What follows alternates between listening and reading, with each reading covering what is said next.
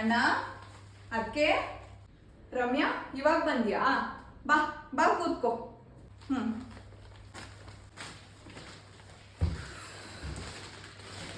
ಮತ್ತೇನಮ್ಮ, ಪ್ರಯಾಣ ಎಲ್ಲ ಆರಾಮಾಗಿತ್ತಾ? ಅಯ್ಯೋ, ಅದನ್ನೇನು ಕೇಳ್ತೀರಾ ಅದಕ್ಕೆ, ತುಂಬ ಬಿಸಿಲು, ಫುಲ್ಲು ಟ್ರಾಫಿಕ್ಕು, ಯಪ್ಪ ಸಾಕಾಗೋಯ್ತು ಬರೋಷ್ಟೊಳಗಡೆ.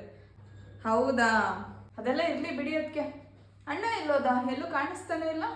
ಒಳಗಡೆ ಇದ್ದಾರೆ, ನಿಮ್ಮ ಅಣ್ಣನ ಕರ್ಕೊಂಡ್ಬರ್ತೀನಿ ಇರು ನಾನು. ಸರಿ ಅದಕ್ಕೆ, ಆಯಿತು, ಕರ್ಕೊಂಡು ಬನ್ನಿ.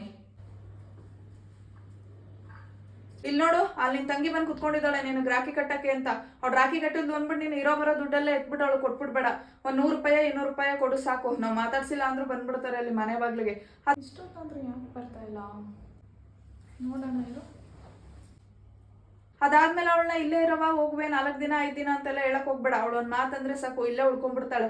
ಆಮೇಲೆ ಎಲ್ಲ ಕೆಲಸ ನನ್ನ ತಲೆ ಮೇಲೆ ಬಿಡುತ್ತೆ, ನನ್ನ ಕೈಲಂತೂ ಮಾಡೋಕ್ಕಾಗಲ್ಲ. ಇವಾಗಲೇ ಹೇಳಿದ್ದೀನಿ ನಿನಗೆ, ತಿಳ್ಕೊಬಿಡು.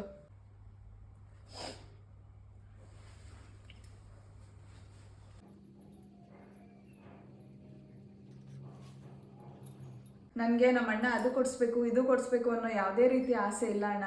ನೀನು ಅವಾಗವಾಗ ಫೋನ್ ಮಾಡಿ ಹೇಗಿದ್ಯಮ್ಮ ಅಂತ ಸಂತೋಷವಾಗಿ ಮಾತಾಡಿದ್ರೆ ನನಗೆ ಅದೇ ಒಂದು ದೊಡ್ಡ ಉಡುಗೊರೆ ಥರ ಆಗುತ್ತೆ. ಹಾಗೆ ನಮ್ಮ ಅಣ್ಣನ ಜೊತೆ ಒಂದು 4-5 ದಿನ ಖುಷಿಯಾಗಿ ಇದ್ದೋಗೋಣ ಅಂದ್ಕೊಂಡೇ ಬಂದೆ ಅಣ್ಣ. ಆದರೆ ಬಂದ ತಕ್ಷಣ ಮತ್ತೆ ಕಾಲ್ ಮಾಡಿದ್ದಾರೆ, ಅವ್ರಿಗೇನೋ ಹುಷಾರಿಲ್ಲ ಅಂತೆ. ಪಾಪ ಅವ್ರಿಗೂ ಯಾರೂ ನೋಡ್ಕೊಳ್ಳೋರಿಲ್ಲ, ನಾನು ಒಬ್ಬಳೇ ಇಲ್ಲ. ಅವ್ರನ್ನ ಹೋಗಿ ನೋಡ್ಕೋಬೇಕು ಅಣ್ಣ. ನನಗೆ ಟೈಮ್ ಆಗುತ್ತೆ ಅಣ್ಣ. ಈ ಬಸ್ ಹೊಟ್ಟೋಗ್ಬಿಟ್ರೆ ಬೇರೆ ಬಸ್ ಸಿಗಲ್ಲ. ನಾನು ಹೊರಡ್ತೀನಿ.